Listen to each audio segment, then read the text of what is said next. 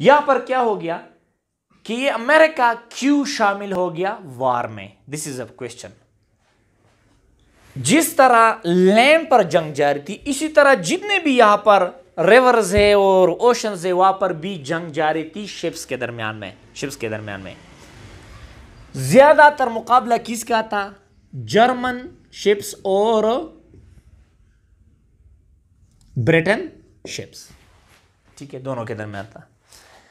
German पहले बार उन्होंने you boats इस्तेमाल किए थे। क्या इस्तेमाल किए थे? You boats. यू बोट्स क्या है यहां पर देख ले, ये है आपका यूके से, ये है आपका जर्मनी, ठीक है। Look at to the map, this one है, look at to the map please. So ये जो इनके दरमियान में ओशन है, सही है, तो यहां पर जंग बहुत ज्यादा चढ़ी थी, मेडिटेरियन में भी, ब्लैक सी में भी, सही है, वो आ रहा है वो इंशाल्लाह ओशंस में फिर हम करेंगे। सो नाउ यहां पर क्या चढ़ी थी? जंग चढ़ी थी। इन दोनों के दरमियान मतलब क्या था? लड़ाई जारी थी, ठीक है। ये जो जर्मन्स थे, इनके साथ यू बोट्स थे, जिसको अब आजकल हम कहते हैं सबमरीन्स, और ये नहीं थी किसी और मुल्क के साथ। तो ये बहुत कामयाब होते जा रहे थे यू बोट्स के जरिए से। कौन?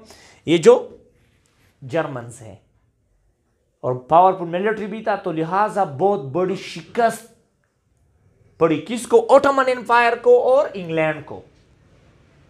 ये जो जर्मन्स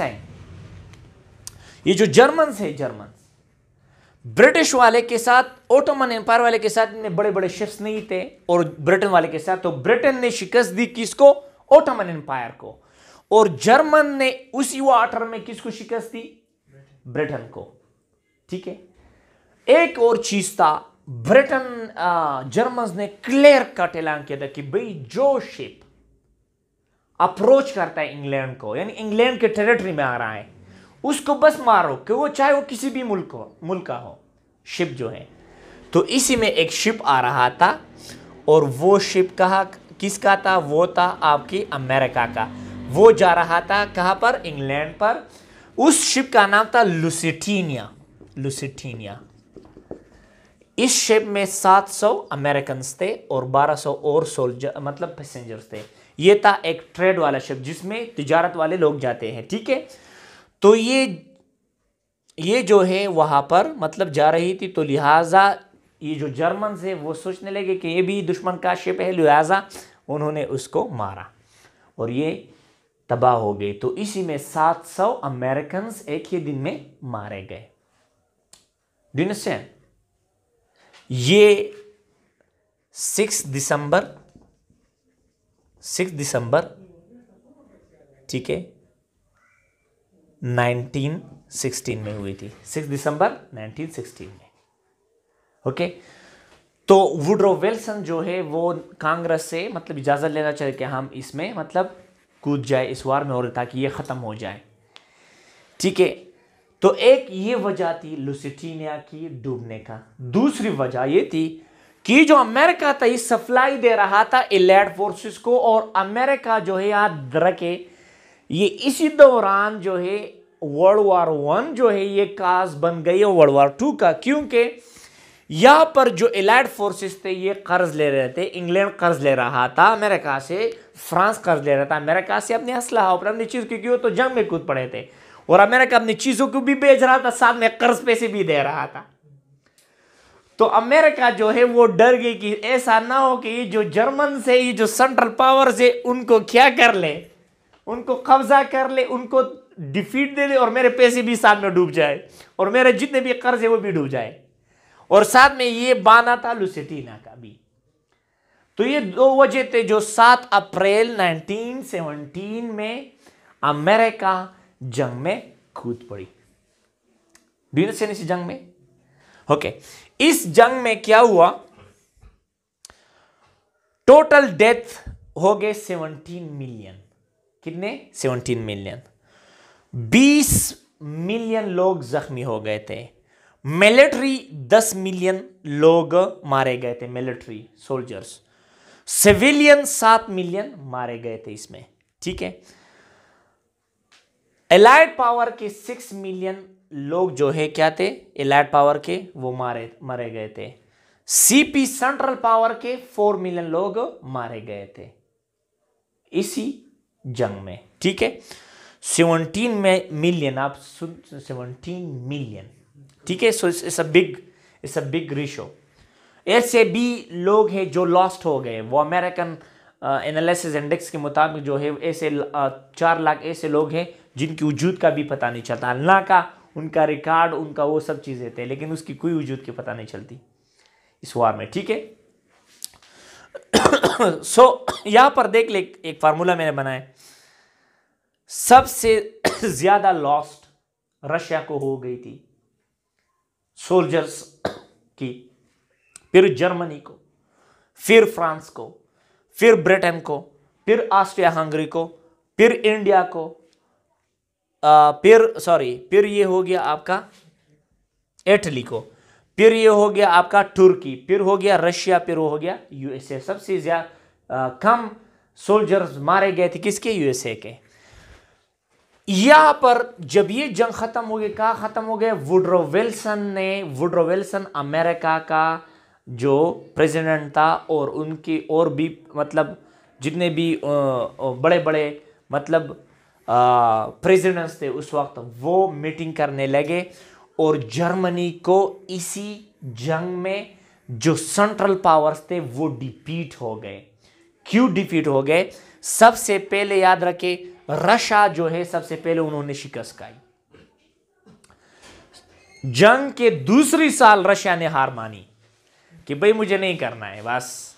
क्योंकि एक वजह थी रशिया इकोनॉमिकली वीक थी, दूसरी वहां पर किल्लत होगी क्योंकि वहां पर तो कम्युनिज्म सिस्टम था, फूड और सप्लाई सोल्जर्स को जा रही थी, तो वहां पर लोग मर रहे थे।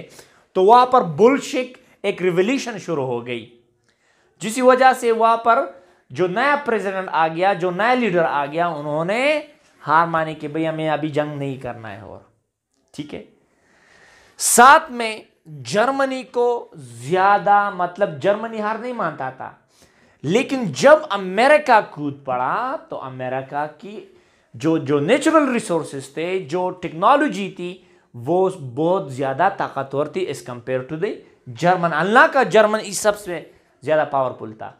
ये जर्मन था जिन्होंने बेल्जियम में सबसे पहले पॉइजन गैस इस्तेमाल की थी। ये जर्मन था जिन्होंने सबसे पहले आर्टिलरी शेलिंग, ये जो ट्रेंचेस थे, और ये ट्रेंचेस उन्होंने क्यों बनाए थे? क्योंकि जर्मन तो आर्टिलरी शूटिंग ये फायरिंग करते थे 400 और 1000 और 200 गोलियों का। तो ये जर्मन था जिन्होंने पहले टैंक्स इस्तेमाल किए, जर्मन था जिन्होंने यू बोट्स बनाए थे, सबमरीन्स। लेकिन शिकत किस तरह उन्होंने कही? ये उनकी जर्मन्स की जो श्लेफन प्लान था, असल में वो फेल हो गया था। श्लेफन प्लान था लॉन्ग टर्म लेना। ये जो बेल्जियम को ये आ गए तो फिर यू टर्न उन्होंने मारी, यू टर्न इसी तरह डायरेक्टली। तो आप तो बहुत ज्यादा मसले उनको क्या, बहुत ज्यादा मसले उनके आपस में आ गए, सही है। तो शिकस्त इसी जंग में किसने खाई? सेंट्रल पावर्स ने। सेंट्रल पावर्स की डिफीट हो गई। इंशाल्लाह इनके दरमियान फिर एक मीटिंग हो गया, एक ट्रीटी हो गई जिसको हम कहते हैं ट्रीटी ऑफ वर्सलीज। इसी ट्रीटी ऑफ वर्सली की बुनियाद पर लीग ऑफ नेशन वजूद में आ गया, LON, लीग ऑफ नेशन। उसको याद कर, ये यूनाइटेड नेशन का एक फॉर्म था उस वक्त, बाद में UN आ गया, सही है। ये लीग ऑफ नेशन रेगुलेट करता था, और वुडरो विल्सन ने 14 पॉइंट्स मतलब उन्होंने रख दिए कि ये ट्रीटी जो है इसी पर हम काम करेंगे, ठीक है। और याद रखिए इसी ट्रीटी में सबसे ज्यादा जिम्मेदार किसको ठहराया गया? जर्मनी को। जर्मनी को कहा कि फसाद आपसे शुरू हो गई और आप जो है अभी इसको रिपेट्रेशन भी भरने होंगे। तो जर्मनी पर उस वक्त 32 बिलियन रुपीस रखे गए थे। वो कल कहेंगे vice effects of world war 1, ठीक है, क्या क्या इफेक्ट्स हो गए। ओटोमन एम्पायर भी, उसका भी फॉल हो गया। ओटोमन एम्पायर के जितने भी इलाके थे उस वक्त यहाँ पर, वो भी उनसे ले गए, सही है। जर्मनी से बड़े बड़े अल्सेक लोरेन जो प्रोविंसेस थे वो भी मतलब उन्होंने वापस दिए फ्रांस को, ठीक है। बहुत से चीज़ें चेंजेस आ गए। इटली को आज़ादी मिल गई, ठीक है। वो आ रहे हैं किस तरह वो आज़ादी मिल गई, किस तरह वो एक मतलब एक इंटरनेशनल स्टेट बन गया, सही है। वो सब इंशाल्लाह कल हम डिस्कस करेंगे, ट्रीटी ऑफ वर्सलीज, ठीक है। Do you have any question now? Sir ये कह रहे हैं कि ऑस्ट्रिया हंगरी ने सर्बिया पर हमला किया, साथ में रशिया ने सर्बिया को सपोर्ट किया। जी जी। तो यहाँ पे तो हमने इसकी जिक्र भी नहीं किया, वो सारा मसला तो जर्मनी और फ्रांस के लिए। सर ये बहुत दूर भी है, ये याद रखिए, आपको पता है सबसे पहले एक और चीज़ मैं इंटरेस्टिंग बता रहा हूँ। ये जब आप रील में देख लेंगे आपको पता चले, तो मैंने वैसे हाथ पर बनाया है, ठीक है। यहाँ पर इनके दरमियान में याद रखें एक चीज़ है, सबसे पहले AH ने किस पर हमला किया था? सर्बिया पर। तो सर्बिया को रशिया ने क्या दिए? ट्रूप्स दिए, सही, वो तो हमने किए थे ना। जब ट्रूप्स दिए गए, किसको दिए गए? रशिया को। तो ये जो सर्बिया को, ये जो AH था ऑस्ट्रिया हंगरी, उसने जर्मनी से कहा था कि आप तो मेरे लैंड, मेरे लिए क्या करते हो। आपको पता है 5 अगस्त 1914, 5 अगस्त 1914 जर्मनी ने एक ब्लैंक चेक दिया। AH कह रहे थे कि भाई मैं तो जंग को जा रहा हूं, ऐसा ना हो कि आप ना आए। वो कह रहे कि भाई ये ब्लैंक चेक ले लो, जितने पैसे लिख लो, मैं जिम्मेदार हूं, मैं पीछे आ रहा हूं, आप क्या कर रहे हो। डिनसेन, तो इनको ब्लैंक चेक मिल गया। किसको ब्लैंक चेक मिल गया? ऑस्ट्रिया हंगरी को। किसकी तरफ से? जर्मनी की तरफ से, ठीक है। जर्मनी तो पहले से उन्होंने, आपको पता है ये जो श्लेफन प्लान था ये 1907 में बनाई गई थी, 907 में श्लेफन प्लान, कि भाई क्या करना है, ऊपर से तो रशिया को भी मारना है, नीचे से फ्रांस को भी मारना है। तो ईस्टर्न जो वेस्टर्न की जो फ्रंट्स वार्स थे, ये तो पहले से जर्मनी तैयार था जंग में कूदने के लिए। Do you understand what I am saying? तो जब ये रशिया ने सर्बिया को सपोर्ट की, ठीक है, सर्बिया को सपोर्ट की, तो जर्मनी तो पहले से रशिया को गुस्सा था, लिहाजा जर्मनी ने अपने श्लेफन प्लान को क्या किया? एग्जीक्यूट किया। किस क्या श्लेफन प्लान को एग्जीक्यूट किया, और यहां पर वो बेल्जियम की तरफ क्या कर रहे थे? आ रहे थे। और यूके क्यों कूद गया? यूके बेल्जियम की वजह से। और सर ये सर्बिया फिर ऑस्ट्रिया हंगरी ने उसको कब्जा किया कि इसका क्या हो गया? किसका? यहाँ पे वो ये जंग चढ़ गई ना। यहां पर याद रखिए, ये जो AH ऑस्ट्रिया है और ये इनके दरमियान जंग चढ़ने लगे, सही है। लेकिन ये तो सिर्फ एक पाउडर किक तक यहां पर शुरू हो गया था। असल तो बड़े बड़े ऊपर बैठे हैं, ये जो बड़े बड़े पावर है, ये तो बहाना ढूंढ रहे थे। ये तो नेशनलिस्टिक अप्रोच थी कि भाई जंग को जाओ, तरक्की करोगे, ठीक है। बाद में जब नुकसान तो इनकी वजह से डिजीज आ गए, लॉसेस हो गए, वो तो कल इसकी कॉन्सिक्वेंसेस हम पढ़ेंगे। जब ये हो गया तो सर्बिया पर उन्होंने अटैक की, लेकिन यहां पर तो जंग थी, लेकिन इस जंग का कुछ मतलब नहीं, क्योंकि यहाँ पर थोड़ा मुल्क तक, छोटा सा मुल्क था, चाहे उसने मतलब कब्जा किया, लेकिन असल में तो बड़े बड़े मगरमच्छ इधर बैठे हैं भाई। और सर साथ में ये कि ये गलती तो रशिया ने की, हम जर्मनी को क्यों कसूरवार ठहराए हैं sir? So here is start तो रशिया ने लिया। तो ये जो जर्मनी था, ये तो 1907 से प्लानिंग बना रहा था। लोग कह रहे थे कि भाई वी आर द बेस्ट। और ये याद रखे, मैंने यहां पर लिखा है, यहां पर किधर है, 8.7 मिलियन सोल्जर्स थी उस वक्त। किसका? जर्मनी का। सबसे पावरफुल मिलिट्री था। तो ये जो आपस की जो और मगरमच्छ, वो तो इनसे डर रहे थे। अब एक पिक्चर भी थी, जिस तरह मैंने वो पोस्टर बनाई थी उस वक्त, एक पिक्चर था, ये है आपका, एक बंदा इधर खड़ा है सर्कल में, ये सर्कल है, ठीक है, ये इधर खड़ा है, ये आपका हो गया AH, ये आपका हो गया फ्रांस, ये आपका हो गया इंग्लैंड। इसी तरह एक सर्कल में खड़े थे मुख्तलिफ वाले, तो दरमियान में एक बड़ा बाप खड़ा था, वो था जर्मनी। तो वो कह रहे थे कि भाई ये जो जर्मनी है, ये हम पर रोल करेंगे, लिहाजा पहले से वो डरते थे इससे। डिनर सैम उसी वक्त ये पोस्टर, मतलब उस वक्त। सर ये लास्ट में जो आपने कहा कि रशिया ने भी हाथ वो भी चला जी जी, और फ्रांस ऑलरेडी जर्मनी से के साथ वो यस जंग यस। में था, तो फिर डिफीट इसको क्यों हुई सर? सेंट्रल पावर को किस तरह हुई सर लास्ट में? लिसन टू मी, एक और चीज, जब अमेरिका की कूद पड़े, सही है, तो जर्मन के आपस के जर्नल में ये श्लेफन को बदनाम कर दे कि भैया आपका प्लान नाकाम हो गया, तो श्लेफन डायरेक्टली जो है 1914 में उन्होंने रिजाइन भी दी थी। ठीक है, उनकी दरमियान में मतलब और सबसे बड़ी मिलिट्री ताकत थी। लेकिन याद रखिए एक और चीज मैं आपको बता रहा हूं, ये जो ब्रिटेन था ये तो नेचुरल रिसोर्सेज की कंट्री थी। ठीक है, तो इनके यहां पर जो कॉलोनीज थे उस वक्त वहां पर भी जंग छिड़ गई थी। तो जिस तरह ब्रिटेन मजबूत था वहां पर कॉलोनी में भी वो मजबूत था, तो वहां पर उन्होंने कॉलोनी को कब्जा किए। ठीक है, यहां पर जितने भी जर्मन थे, एक और चीज याद रखे, ये श्लेफन की सबसे बड़ी नाकामी क्या थी कि भाई यहां पर इधर देख ले, यहां पर जर्मनी 2400-2800 किलोमीटर पार करके बेल्जियम से फिर 2800 किलोमीटर पार करके कहां पर आ गए, फ्रांस। फिर फ्रांस से अपने कंट्री को वापस जाकर फिर ट्रेन में सवार होकर फिर विश्रमण, तो रास्ते में ये लोग हार मान गए कि भाई ये क्या करेंगे, आप इस तरह कर ले कि आपको मैं 50,000 फौज देता हूं कि अफगानिस्तान जाए, फिर कजाकिस्तान आ जाओ, फिर उसी साइड से आ जाओ। It's very difficult. ये जो रिसोर्सेस थे, ये जो उनकी दरमियान में वो जो यूनिटी थी वो भी नहीं बच गई।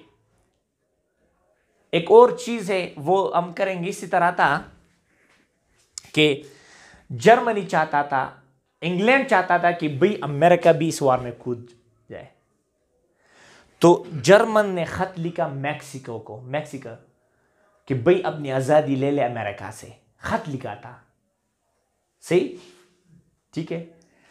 तो ये टेलीग्राम जो है किसने एडिट की, ये टेलीग्राम एडिट की यूके ने फिर अमेरिका को सेंड किया। उसमें ये एडिटिंग की कि जर्मन कह रहे कि हम ट्रूप्स भेज रहे हैं मेक्सिको को, और मेक्सिको तैयार हो जाए और हमला कर ले। तो ये भी एक वजह थी जिसकी वजह से वो कूद पड़ी। Do you understand what I am saying? ये बहुत से और भी स्टोरीज हैं जी। अमेरिका इतना पावरफुल रिसोर्सेज पर किस तरह था, इसका कोई जिक्र नहीं किया जिस तरह जर्मनी का था और फ्रांस का था इससे पहले। नहीं, वो तो असल में ये इस वार में तो थी नहीं, अभी जब आ रही है तो करेंगे ना।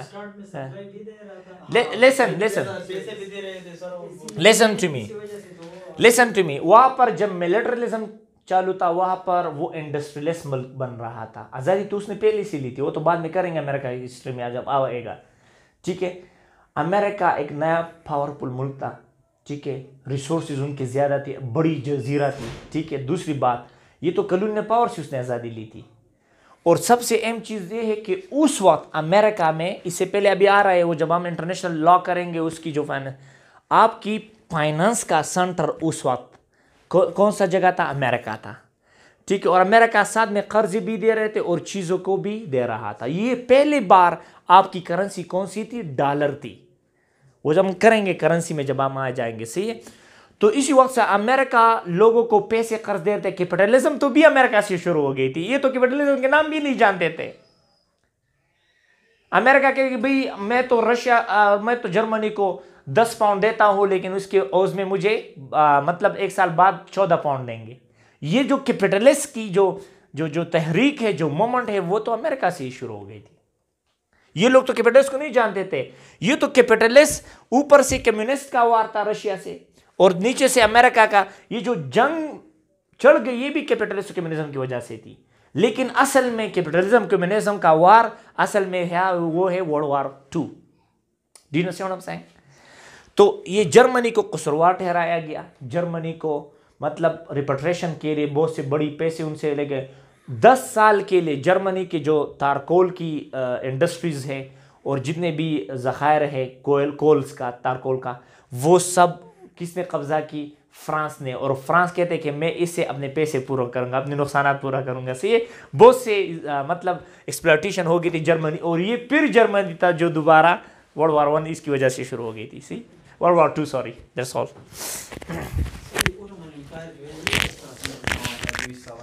हाँ, ये असल में याद रखिए, असल में जर्मनी के साथ